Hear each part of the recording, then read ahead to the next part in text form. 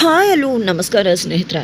ಸುಬ್ಬು ಮತ್ತು ಶ್ರಾವಣಿ ಇಬ್ಬರ ಬದುಕಲ್ಲಿ ವಿಜಯಾಂಬಿಕಾ ದೊಡ್ಡದೊಂದು ಗೇಮ್ ಪ್ಲೇ ಮಾಡುವುದಕ್ಕೆ ಮುಂದಾಗ್ತಿದ್ದಾರೆ. ಆದರೆ ಇದರಿಂದ ಬಚಾವ್ ಮಾಡಬೇಕಾಗಿದೆ ಶ್ರಾವಣಿಯನ್ನು. ಹಾಗಾದರೆ ಶ್ರಾವಣಿಯನ್ನು ಬಚಾವ್ ಮಾಡೋದು ಯಾರು?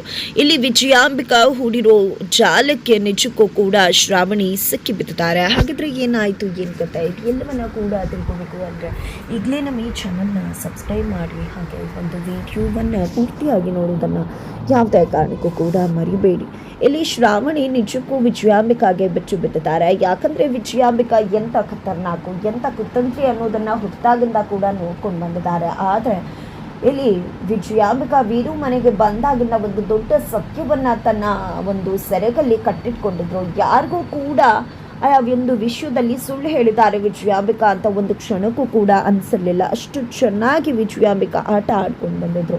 ಆದರೆ ಯಾವ ಒಂದು ಕ್ಷಣ ಇಲ್ಲಿ ಅಪ್ಪನನ್ನು ಹುಡುಕ್ಬೇಕು ಅನ್ನೋ ಕಾರಣಕ್ಕೆ ಇಲ್ಲಿ ಅಪ್ಪನನ್ನು ಹುಡುಕ್ಲಿಕ್ಕೆ ಮುಂದಾಗ್ತಾರೋ ಶ್ರಾವಣಿ ಸುಬ್ಬು. ಆ ಒಂದು ಸಮಯ ವಿಜಯಾಂಬಿಕಾ ಸೆರೆಗಲ್ಲಿ ಕಟ್ಕೊಂಡಿದ್ದಂಥ ಒಂದು ರಹಸ್ಯ ಅವರಿಗೆ ಇರುತ್ತೆ. ಇಷ್ಟು ದಿನ ಮಗ ಅಂತ ಹೇಳ್ತಿದ್ದಂಥ ಮದನ್ನ ವಿಜಯಾಂಬಿಕಾ ಮಗನೇ ಅಲ್ಲ. ಒಂದು ವಿಷಯ ತಿಳಿತಿದ್ದಾಗ ನಿಜಕ್ಕೂ ಆಘಾತ ಉಂಟಾಗತ್ತೆ ಶ್ರಾವಣಿಗೆ.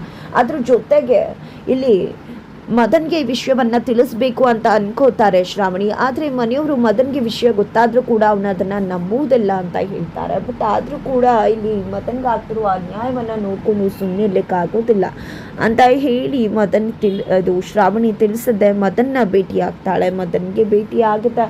ನಿನ್ನ ಯಾರಿಗೋಸ್ಕರ ಜೀವ ಬಿಡಬೇಕು, ಪ್ರಾಣ ತ್ಯಾಗ ಮಾಡಬೇಕು ಅಂತ ಅನ್ಕೋತಿದ್ಯೋ, ಯಾರನ್ನ ಗೆಲ್ಲಿಸ್ಬೇಕು ಅಂತ ಹಗಲು ರಾತ್ರಿ ಶ್ರಮ ಪಡ್ತಿದ್ಯೋ, ಆಕೆ ನಿನ್ನ ನಿಜವಾದ ತಾಯಿನೇ ಅಲ್ಲ ಅಂತ ಹೇಳ್ತಾರೆ. ಏನು ಮಾತಾಡ್ತಿದ್ರ ನೀವು? ನಾನು ನಿಮ್ಮ ಮನೆಗೆ ಬಂದೆ ಅನ್ನೋ ಕಾರಣಕ್ಕೆ ನಾನು ನಿಮ್ಮ ಪರವಾಗಿ ನಿಂತ್ಕೋತೀನಿ ಅಂತ ಅಂದ್ಕೊಂಡ್ರೆ ಖಂಡಿತ ಇಲ್ಲ.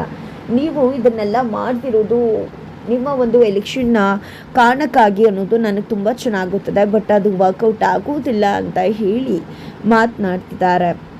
ಇದರ ಜೊತೆಗೆ ಇಲ್ಲಿ ಮದನ್ನ ಒಂದು ಮಾತನ್ನ ನಂಬದೇ ಇದ್ರೂ ಕೂಡ ಆ ಒಂದು ಆಲೋಚನೆ ಮದನ್ ತಲೆಯಲ್ಲಿ ಕೂತಿದೆ. ಅದೇ ಕಾರಣಕ್ಕೆ ನಿಂತರೂ ಕೂಡ ಇಲ್ಲಿ ಶ್ರಾವಣಿ ಹೇಳಿದಂಥ ಮಾತುಗಳೇ ನೆನಪಾಗ್ತದೆ. ಯಾಕಂದರೆ ಶ್ರಾವಣಿ ಒಂದು ಮಾತನ್ನ ಹೇಳಿದರು, ನಿನಗೆ ನನ್ನ ಮಾತಿನ ಮೇಲೆ ನಂಬಿಕೆ ಇಲ್ಲ ಅನ್ನೋದಾದರೆ ಇಷ್ಟು ದಿನಗಳ ಕಾಲ ವಿಜಯಾಂಬಿಕಾ ನಿನ್ನ ಜೊತೆಯಾಗಿ ಹೇಗೆ ನಡ್ಕೊಂಡ್ರು ಅನ್ನೋದನ್ನು ನೋಡು, ನೆನಪು ಮಾಡ್ಕೋವಾಗ ಎಲ್ಲವೂ ಕೂಡ ಕ್ಲಿಯರ್ ಆಗಿ ಗೊತ್ತಾಗುತ್ತೆ ಅಂತ ಹೇಳಿದರು.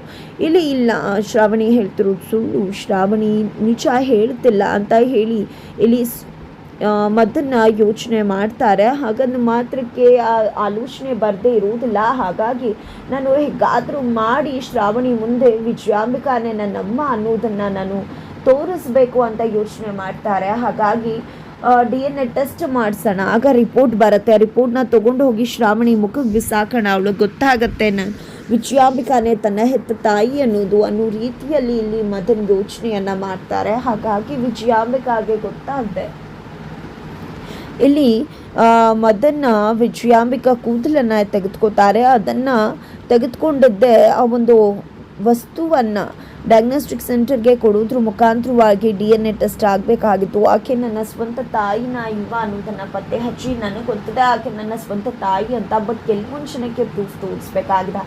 ಆ ಕಾರಣಕ್ಕೋಸ್ಕರ ಹೇಳ್ತಾ ಇದ್ದೀನಿ ಅಂತ ಹೇಳ್ತಾರೆ. ತದನಂತರ ಇಲ್ಲಿ ಮದನ್ನ ಎಲೆಕ್ಷನ್ ಕೆಲಸದಲ್ಲಿ ಬ್ಯುಸಿ ಆಗಿದ್ದಾರೆ. ಆ ಕಡೆ ವಿಜಯಾಂಬಿಕಾ ಕ್ಯಾಂಪೇನ್ ಮಾಡೋದ್ರ ಮುಖಾಂತರ ಎಲ್ಲರಿಗೂ ಕೂಡ ದುಡ್ಡನ್ನು ಕೊಡ್ತಾ ಇದ್ದಾರೆ. ಆದರೆ ಶ್ರಾವಣಿ ಯಾವುದೇ ರೀತಿಯಲ್ಲೂ ಕೂಡ ಒಬ್ರಿಗೂ ₹1 ಕೂಡ ಕೊಡ್ತಾ ಇಲ್ಲ.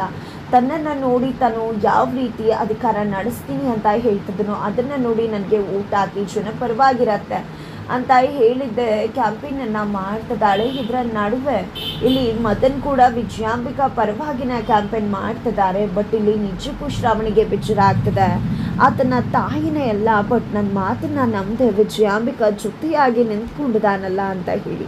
ಇದರ ನಡುವೆ DNA ಟೆಸ್ಟ್ ರಿಪೋರ್ಟ್ ಬರುತ್ತೆ. DNA ಟೆಸ್ಟ್ ರಿಪೋರ್ಟನ್ನು ತೆಗೆದುಕೊಳ್ಳೋದಕ್ಕೆ ಅಂತ ಹೇಳಿ ಮದನ್ ಹೋಗ್ತಾರೆ.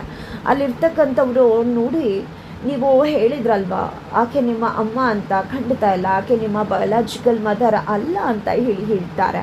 ಈ ಒಂದು ವಿಷಯವನ್ನು ಕೇಳಿದಂಥ ಮದನ್ಗೆ ಆಘಾತವಾಗುತ್ತೆ. ಶ್ರಾವಣಿ ಹೇಳಿದಾಗೆ ಆಗೋಯ್ತಲ್ಲ, ನಿಜವಾಗ್ಲೂ ವಿಜಯಾಂಬಿಕಾ ನನ್ನ ಹೆತ್ತ ತಾಯಿ ಅಲ್ಲ ಅಂತ ಹೇಳಿ ಪ್ರತಿಯೊಂದನ್ನು ಕೂಡ ನೆನಪು ಮಾಡ್ಕೊತಾರೆ.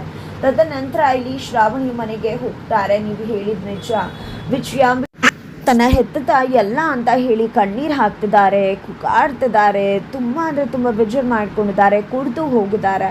ಇಲ್ಲಿ ಮದನ್ ಅವಸ್ಥೆಯನ್ನು ನೋಡಿದಂತೆ ಸುಬ್ಬುಶ್ರಾವಣಿಗೆ ತುಂಬ ಅಂದರೆ ತುಂಬ ಬೇಜಾರು ಆಗತ್ತೆ.